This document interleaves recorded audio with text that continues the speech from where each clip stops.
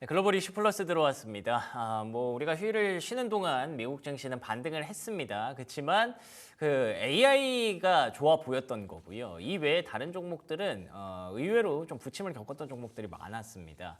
일단 그 배경을 굳이 하나로 압축하자면 미국의 GDP 역성장 이런 부분들을 뺄 수가 없고요. 그 GDP 역성장은 결국 관세에 대한 불확실성, 우려가 만들어냈다는 점에서 트럼프 얘기를 다시 한번 또 꺼내야 될 것 같습니다. 이와 관련해서 윤석천 경제평론가 모시고 얘기 한번 들어보도록 하겠습니다. 안녕하십니까? 네, 안녕하세요. 네, 반갑습니다.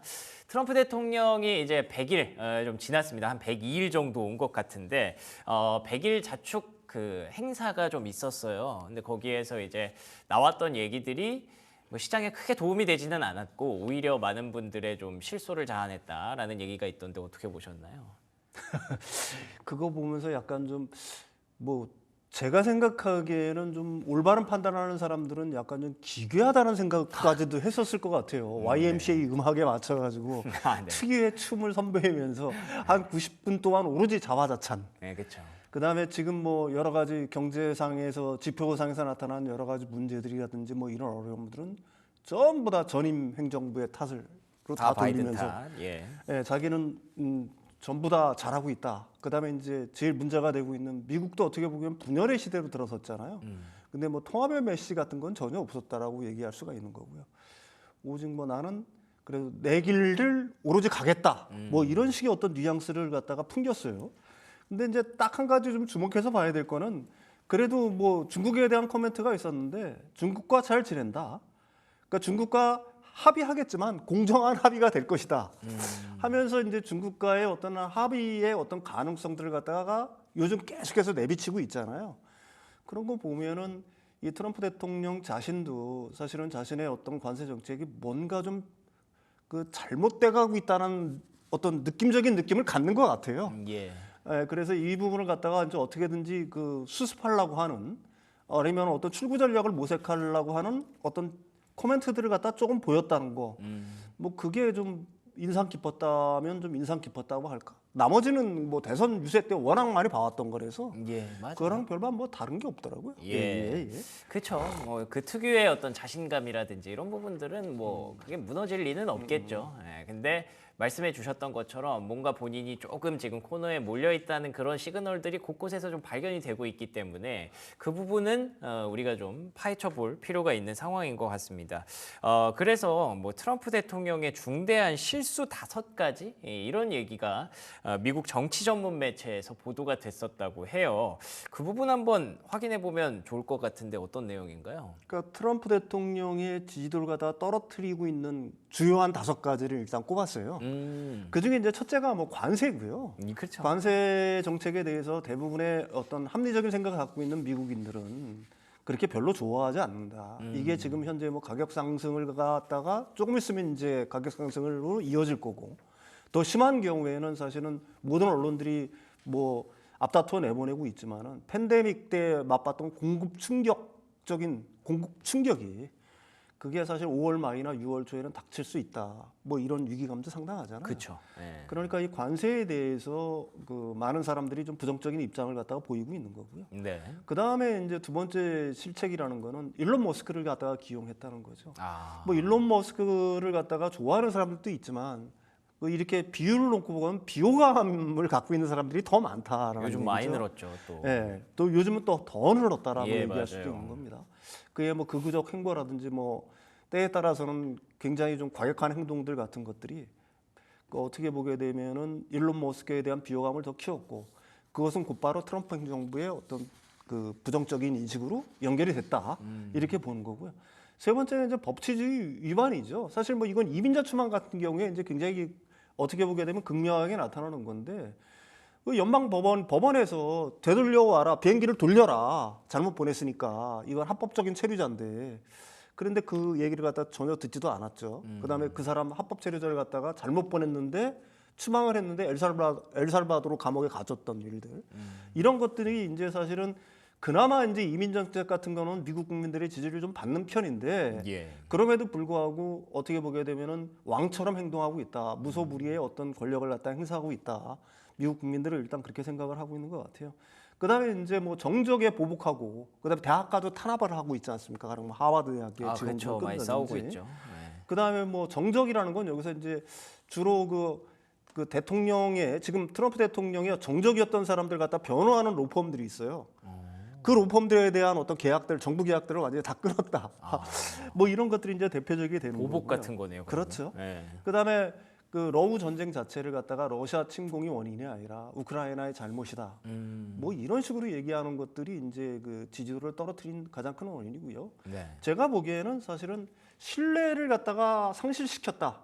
다른 말로 해서 미국은 모든 나라를 동맹을 포함한 모든 나라를 지금 세계의 모든 나라를 적으로 돌리고 있는 거고요. 예. 이거는 이제 대외적인 문제고 대내적으로는 사실은 이리 갔다 저리 갔다 하면서 정책의 일관성이 전혀 없잖아요. 예. 그러니까 미국 국민들한테도 신뢰를 갖다가 잃어버리고 있다.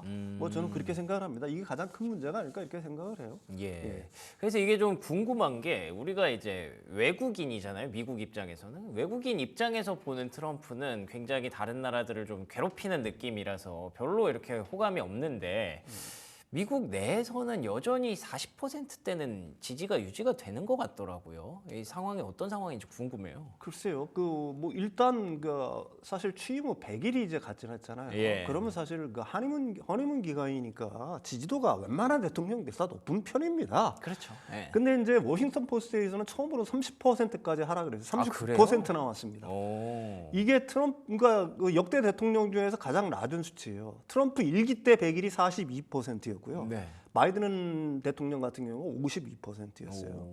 그러니까 굉장히 낮은 거고요. CNN 역시 뭐 41%였으니까 이게 3월 조사보다도 4%포인트 하락한 거거든요. 근데 사실 이런 어떤 전반적인 지지도도 중요하지만 경제 분야의 지지도가 가장 중요하지 않습니까? 예. 사실 뭐 대통령이 경제를 잃어버리면 사실은 정권을 갖다가 빼앗기는 게 특히 미국은 더하지 않습니까? 예. 그래서 그 경제 분야 지지율이 굉장히 중요한데 경제 분야 지지율 같은 경우가 36%밖에 안 돼요. 그러니까 이게 트럼프 1기 때하고 2기 때를 통틀어서 경제 분야로만 국한을 시켜봤을 때 가장 낮은 지지율입니다. 그러네요. 그러니까 미국 국민들이 사실은 굉장히 낮은 어떤 지지를 보내고 있다. 그런데도 트럼프 대통령은 이거는 뭐 그 진보적인 어떤 신문들이 진보적인 유권자들을 갖다가 더 이 인터뷰를 더 많이 해가지고 부추기는 거다. 예, 그래서 이 지지율을 갖다가 일부러 낮게 낮췄다. 자기 실제 지지도는 뭐 60에서 70% 된다. 그래요? 그런 식으로 계속 주장을 하고 있는 거죠. 네. 예. 아니 그러면은 저희가 지금까지 뭐 트럼프가 실수한 거 5가지, 뭐 지지율이 30%대까지 떨어진 거 이런 안 좋은 얘기만 했는데 그래도 트럼프를 지지하는 분명히 이유가 있을 것 같은데 예를 들면 뭐 감세 정책에 대해서 좀 기대를 하시는 분들도 있거든요. 네네네. 관세로 시장을 좀 뭉개놓고 그리고 나서 감세로 이제 카드를 반전시켜서 그때부터는 다시 S&P 500도 올라가고 다 좋아질 것이다라고 보시는 분들이 계시는 것 같은데 어떻게 보십니까? 감세 정책이 트럼프 1기 때만 하더라도 통했지 않습니까? 그랬죠. 사실은 뭐 네. 감세라는 게 지금은 이 트럼프 행정부에서는 20만 달러 이하의 소득세 감면을 갖다가 굉장히 주장을 하는데 사실은 법인세 감면이 기업 실적에는 도움이 되는 거니까. 그렇죠. 네. 그게 이제 뭐 주식시장에는 굉장히 긍정적인 어떤 뭐 반향 같은 거는 불러올 수 있겠죠. 다만 이걸 통해서 여론을 갖다가 반전시킬 수 있냐는 거는 사실은 의문의 여지가 좀 있어요. 왜 그러냐면 소득세 감면이라는 거는 사람들이 그렇게 뭐 일회성으로는 이렇게 느끼는 거지만 피부로 계속해서 절감은 못해요. 근데 만약에 관세를 계속 이런 정책을 고집을 해서 실제로 이제 5월 달부터 그 공급 충격이 와가지고 물가가 진짜 본격적으로 오르기 시작해. 네. 그다음에 매대의 물건들이 사라져. 그럼 가격이 올라갈 거 아니겠습니까? 그렇죠. 그러면 어떤 상황이 발생했어요? 계속해서 물가 압력을 갖다가 물가 상승에 대한 압력을 사람들은 느끼기 시작할 거고 예. 실제로 그런 공급 충격이 온다라고 생각하면은 지금 물류에 종사하는 사람들이라거나 아니면 소매점에 종사하는 사람들 그게 우리가 이제 코로나 팬데믹 때 봤던 것처럼 엄청난 일자리 상실로 이어질 거 아니에요. 해고로 이어질 거 아니겠습니까? 그럴 수 있죠. 내 주머니가 피어. 예. 그리고 물가는 비싸. 그런데 이 소득세 감면 해준다는 게 도대체 무슨 의미가 있을까요? 그렇게 큰 의미는 제가 생각하기는 없다라고 보는 거고요. 사실 이제 트럼프 대통령의 어떤 지지율 하락의 위기는 예. 사실은 지금이 최고가 아니다. 이 지지율 하락의 어떤 그 모멘텀 자체는 제가 보기에는 5월 말 적어도 6월 초가 되면은 어떻게 되냐면 그때부터 본격화될 수 있는 가능성이 굉장히 많다. 더 이렇게 떨어질 수 생각을 있다고 합니다. 보시는 거예요? 그렇군요. 네. 뭐 감세 정책에 대해서 시장이 만약에 웃어준다면 그러면 또 좋아질 수도 있어요. 왜냐하면 이제 미국인들의 주식 자산 비중이 많기 때문에 그러면은 만약에 잘리지 않는다는 가정하에는 본인들의 지갑이 조금 더 뚱뚱해질 수 있어서 좋아할 수도 있을 것 같은데, 근데 지금 얘기하신 대로면 이제 진짜 경기 침체가 올 수도 있고 본인들의 일자리가 실제로 위협받을 수도 있기 때문에 그 상황이 어떻게 펼쳐지냐에 따라 5월 말 6월 초쯤에는 더 떨어질 수도 있다, 지지율이. 뭐 그렇게 된다면 사실 더 떨어지는 게 아니라 급전직하하겠죠. 그럴 가능성도 있다라는 부분 염두에 두셔야 될 것 같고요. 실제로 그런 조짐이 좀 나타났던 게 1분기 경제 성장률이 실제로 마이너스 0.3%를 기록을 했습니다. 설마 했거든요. 실제 미국이 역성장을 하네요, 이것 때문에. 그렇죠. 월가에서 뭐 0.3 플러스 0.3%를 예상했는데 이게 네. 마이너스 0.3%니까 이게 3년 만에 역성장이잖아요. 그러니까 미국인들은 좀 충격이 컸을 것 같아요. 근데 이거 뭐 일단 1분기 그 GDP 내용을 갖다가 이렇게 분석을 좀 해보면은 반드시 그렇게 완전히 최악이라고 얘기할 수는 없어요. 이거 자체는 사실은 순수출이, 그러니까 다시 말해서 무역 적자가 엄청나게 늘었기 때문에 예. 소비도 괜찮았고 투자도 괜찮았거든요. 그러니까 그 결국은 이제 무역 적자의 원인은 관세로 인해서 일반 기업들이 재고를 갖다가 쌓아오는 덕분에 그쵸. 앞으로 관세가 올라갈 것 때문에 무역 맞아요. 적자가 급격하게 늘은 거고, 그게 이제 역성장의 배경이 됐어요. 근데 문제는 사실은 2분기부터라고 저는 생각을 합니다. 그러니까요. 그 미국 경제에서 가장 중요한 게 결국은 소비잖아요. 소비가 70%를 차지하는데 네. 1분기까지는 소비가 괜찮았어요. 근데 만약에 2분기부터 관세로 인해서 물가가 본격적으로 오르기 시작하고 공급 충격이 현실화된다라고 하게 되면은 사실은 지금 미국인들의 소비가 유지될 수 있겠냐는 게 제일 큰 관건이 되겠죠. 그다음에 아까 앞에서도 얘기했지만 그런 어떤 공급 충격이 현실화됐을 때 사실은 아까도 물류에 지금 한 900만 명 정도가 종사를 하고 소매업에 한 1,600만 명 정도가 종사하는데 예. 우리가 코로나 팬데믹 때 봤잖아요. 공급 충격이 현실화되면은 일자리가 그때부터 없어지잖아요. 맞죠. 사람들은 두루마리 휴지를 사기 위해서 막 오픈런을 하고 이런 걸 갖다가 우리가 수많은 영상을 통해서 봤지 않습니까? 예. 지금 그런 현상이 안 벌어진다고 예단할 수 없는 게 사실은 중국에서 지금 미국으로 향하는 배가 4월 달부터 시작을 해가지고 한 40% 줄었어요. 그렇다고 하더라고요. 아시아에서 선적하는 것도 35% 정도가 줄었다라고 얘기를 합니다. 그러면은 그게 8주 정도 걸리니까 그게 5월 말부터 본격화되는 거예요. 그동안은 그러네요. 이제 재고로 버티겠죠. 예. 그러니까 늦어도 6월 달부터는 이런 현상이 심화될 수가 있다. 그렇게 된다면은 과연 소비가 그 미국 경제를 튼튼히 유지하던 소비 자체가 이 소비까지 만약에 여기서 망가진다 아니면 둔화된다라고 하게 되면은 역성장이 1분기에만 끝날까라는 거. 뭐 그런 점은 반드시 좀 고려를 해봐야 될 것 같습니다. 예. 이 코로나 때랑 비교를 하시는 게 충분히 그렇게 합리적으로 볼 수 있는 게, 그러니까 그때 제가 기억이 나는 게 막 마이너스 유가 가고 그랬었거든요. 배가 갈 데가 없어서, 그러니까 기름을 받아주는 데가 없어서 유가가 갑자기 장중에 급격하게 마이너스로 돌아서는 그런 모습도 있을 정도로 그때는 정말 배가 바다에 둥둥 떠다녔습니다. 예, 정박할 곳을 못 찾아서 이거를 물건을 빼낼 수가 없는 거죠. 실제로 그런 현상이 이게 뭐 한 8주 정도 지나가면 우리가 다시 보게 될 수도 있기 때문에 그때처럼 정말 경기가 침체하고 고용이 급격하게 위축되는 그런 상황이 오지 않으리란 법도 없는 거죠. 근데 이거를 저희도 이렇게 얘기할 정도면 사실 트럼프라는 사람이 훨씬 더 경험도 많고 비즈니스맨 출신인데 어느 정도는 알고 있지 않겠습니까? 네네네. 그래서 우리가 좀 기대를 하는 게 있잖아요. 네네네. 이러다가 이러다 말 것이다. 네. 어떻게 보세요? 그러니까 이제 자꾸 출구 전략을 찾으려고 하는 거예요. 중국과 협상을 잘 되고 있다. 예. 뭐 이런 식으로 계속해서 말을 흘리면서 출구 전략을 갖다가 어떻게든지 찾고 있는 건데 그러기 위해서는 명분이 필요한 상황이 되겠죠. 그러기 위해서는 이제 가령 그래서 이제 한국, 일본, 인도와의 어떤 협상이 뭐 잘 되고 있다. 계속 이런 얘기를 갖다가 흘리고 있는 것도 사실은 그런 이유라고 얘기할 수가 있는 거거든요. 근데 문제는 이게 사실은 이 트럼프 대통령이 이 관세 정책에서 전면적으로 후퇴하지 않는 한 지금은 이제 보통 우리나라나 가령 뭐 일본, 인도와 협상하는 것들도 사실은 상호 관세에 국한돼 있는 거잖아요. 품목별 관세는 사실 따로 있어요. 가령 뭐 자동차 관세, 맞아요. 그다음에 뭐 많지 않습니까? 철강, 알루미늄에 25% 관세. 이게 진짜 엄청난 거거든요. 근데 사람들은 지금 상호 관세에 주목하는데 상호 관세만 중요한 게 아닙니다. 특히 우리나라 입장에서는 더 그래요. 그러니까 그런 부분에서의 어떤 그 전면적인 후퇴가 없다라고 한다면은 사실 제가 생각하기에 트럼프 행정부의 레임덕은 트럼프 대통령의 레임덕은 생각보다 굉장히 빨리 올 수 있다. 오. 저는 뭐 그렇게 생각을 합니다. 예, 예. 그렇군요. 네.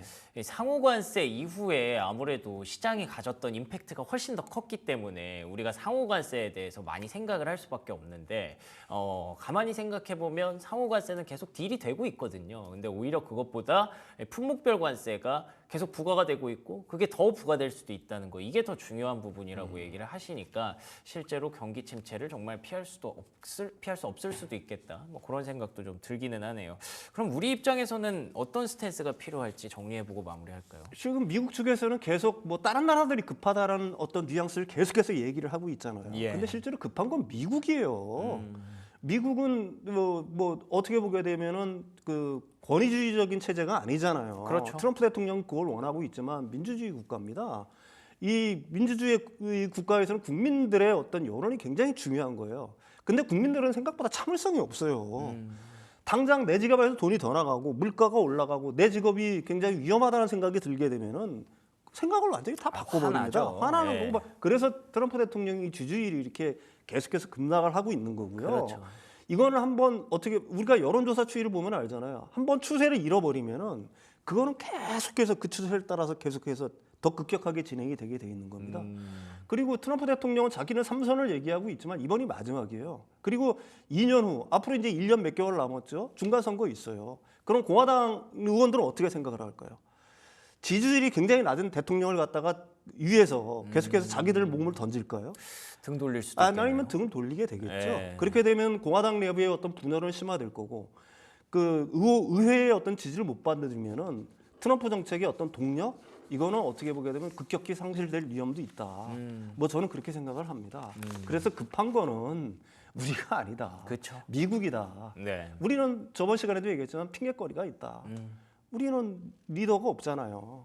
그러니까 그때까지 어떻게 보게 되면 만만대 정책으로 가는 게 우리가 전쟁을 할 때 시간이 많은 쪽이 이기게 돼 있지 않습니까? 그렇죠. 예. 우리만 상호관세라든지 관세를 맞았다라고 한다면 우리 굉장히 급하겠죠. 근데 세계 모든 나라들이 다 맞았어요.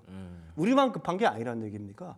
그러니까 우리는 지금 이 시점에서 훨씬 더 냉정한 전략, 그 다음에 좀 차분한 전략, 뭐 이런 것들이 필요할 거라고 봅니다. 알겠습니다. 자, 지금까지 윤석천 경제평론가와 얘기 나눠봤습니다. 오늘도 좋은 말씀 고맙습니다.